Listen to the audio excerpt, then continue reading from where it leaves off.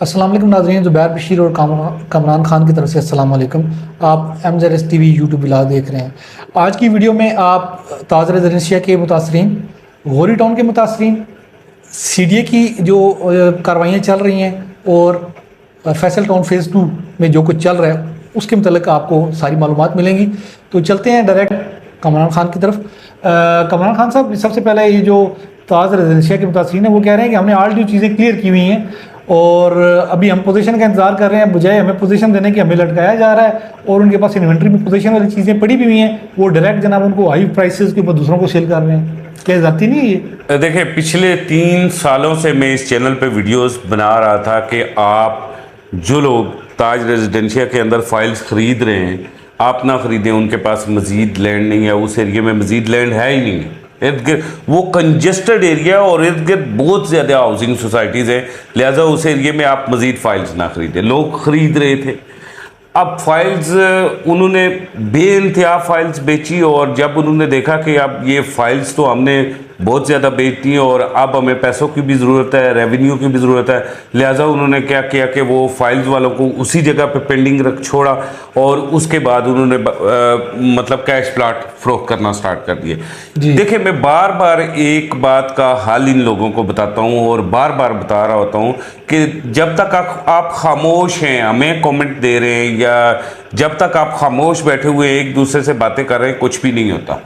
आप फौरी मुतलका अथॉरिटी के पास पहुँचें, उन्हें नोटिस करें, उन लोगों को इतला करें कि हमारे साथ ये काम हो रहा है। अब हमारे यहाँ अलमिया ये है कि यूट्यूब पे कमेंट आता है वीडियो के नीचे, लेकिन टिकटॉक पे भी कमेंट आता है वीडियो के नीचे, लेकिन कानूनी कार्रवाई किसी किस्म की कोई नहीं है। अगर आप ताज रेजिडेंशिया के इस प्रॉब्लम में से बचना चाहते हैं तो आप फौरी ताज रेजिडेंशिया को, जिस अथॉरिटी ने NOC दिया है, आप फौरी उसे रिपोर्ट करें, इंशाल्लाह बेहतरी आएगी। चलें, यहाँ पे तो आप सोसाइटी की बात कर रहे हैं, मुतलका इदारों की बात कर रहे हैं। अभी जो गौरी टाउन के ऊपर आ जाते हैं, गौरी टाउन फ़ेज़ 1 से लेके 9 तक 6 तक बने लोगों को डिलीवर भी हुआ। वहाँ पे अदारा खुद भी सब उन्होंने चीज़ें अप्रूव की थी। अब लोगों को था कि जिस तरह 1 से लेके 6 तक अप्रूव हुआ है, 7, 8, 9 भी अप्रूव हो जाएंगे जैसे पहले हुए हैं, लेकिन वहाँ पे उनको अब नोटिस आना शुरू हो गए कि भाई घर खाली करें। अब वो उससे उठा के किधर जाएंगे, क्योंकि आगे तो खुद CDA खड़ा हुआ है। देखिए, इसमें ना एक चीज़ और भी है। जब हमारे वज़ीर दाखिला मोहसिन नकवी साहब से इस्लामाबाद में एक जगह मीडिया वालों ने पूछा था कि भाई ये जो इस वक्त इस्लामाबाद में तबाही और बर्बादी हो रही है, मिसमार हो रहे हैं घर, तो ये किस वजह से, तो उन्होंने कहा कि ये सारी ज़मीनें CDA ने एक्वायर की हुई हैं। अगर किसी बंदे ने ज़मीन CDA को नहीं बेची हुई और उसके पास रजिस्ट्री मौजूद है और वहाँ CDA अगर किसी किस्म का ऑपरेशन करता है तो वो आके मुझे बताएं, वो 5 मरले भी होगा, उसका ज़िम्मेदार मैं हूँ। अब यहाँ पे आप देख लें कि यहाँ मोहसिन नकवी साहब खुद देखें कि यहाँ लोगों ने 5 मरला, 7 मरला, 10 मरला, कनाल, 2 कनाल की बाकायदा ज़मीनें रजिस्ट्री पे ख़रीदी हैं। ठीक है, अब यहाँ पे मसला क्या है कि जो हाउसिंग सोसाइटी है उसने NOC नहीं ली।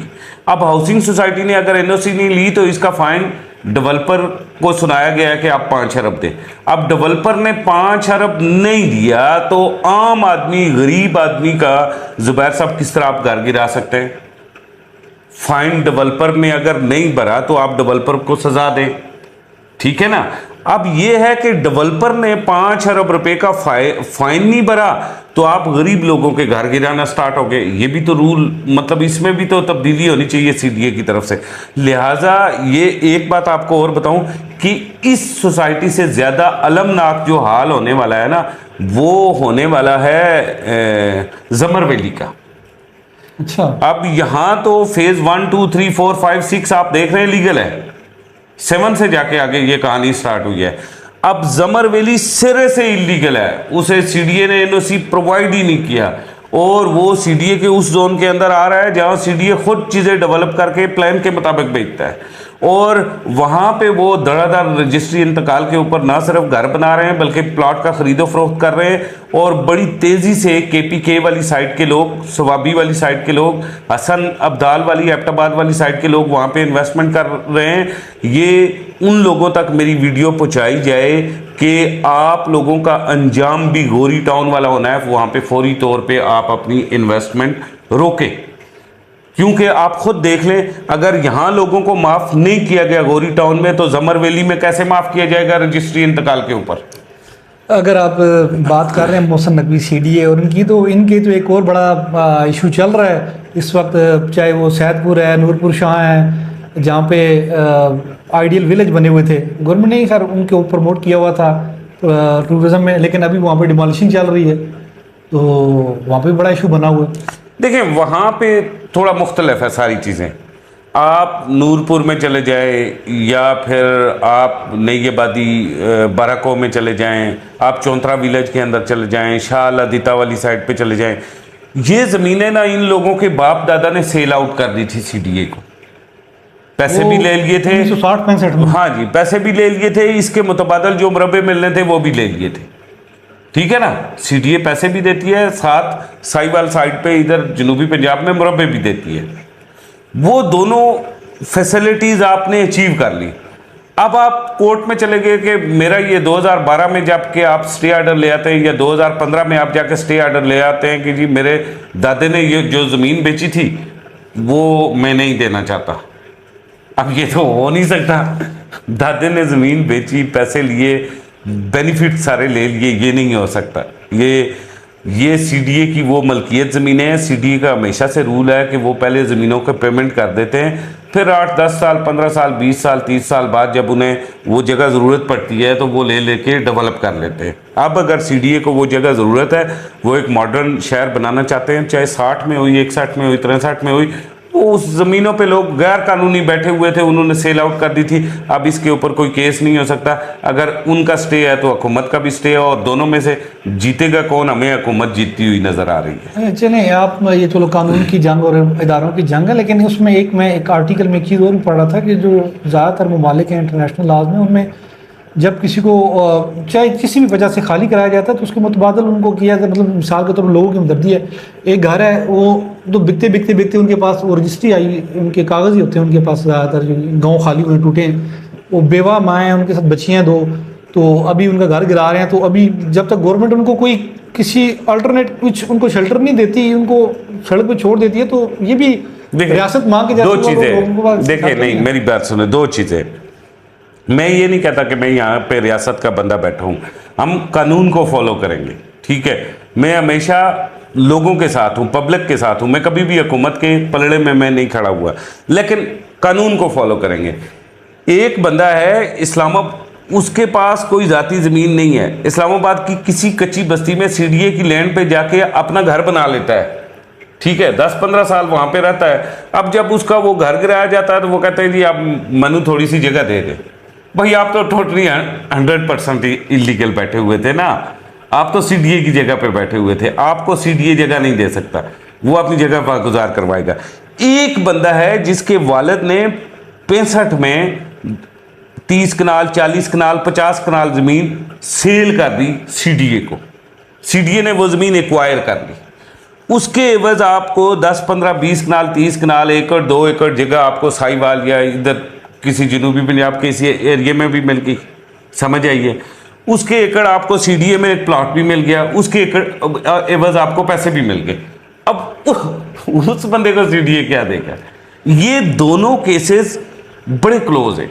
आप इस्लामाबाद की लेबर, बरीमाम की लेबर कॉलोनी को जब स्टडी करते हैं तो ठीक है समझ आती है कि, लेकिन फिर साथ ही पता चलता है कि लेबर कॉलोनी वालों को मुतबादल प्लाट दे दिए गए थे, वो वहाँ पे जाने नहीं चाहते। देखे ना, इन सारी चीज़ ठीक है, इस वक्त हुकूमत के मुखालिफ ज़्यादा आवाम खड़ी हुई है, ज़्यादा चीज़ें हैं और इस हुकूमत की आवाम में कबूलियत नहीं है, ये एक अलग चीज़ है। लेकिन आप इस चीज़ को देखें कि लॉ जो है वो और है, कानून और है, जो सीडीए और इस्लामाबाद के मामलात हैं वो और हैं, और टेक्निकली वहाँ पे जो मुतासरीन हैं वो एक गेम खेल रहे हैं। चलिए, उम्मीद है व्यूअर्स आपको यहाँ तक चीज़ें क्लियर होंगी। आप अपनी राय कमेंट्स में ज़रूर बताइएगा। अभी आगे चलते हैं फैसल टाउन फेज़ 2 की तरफ। Faisal town phase 2 dead market के अंदर भी उन्होंने अच्छा परफॉर्म किया, बड़ी प्राइम लोकेशन के ऊपर उन्होंने सोसाइटी की।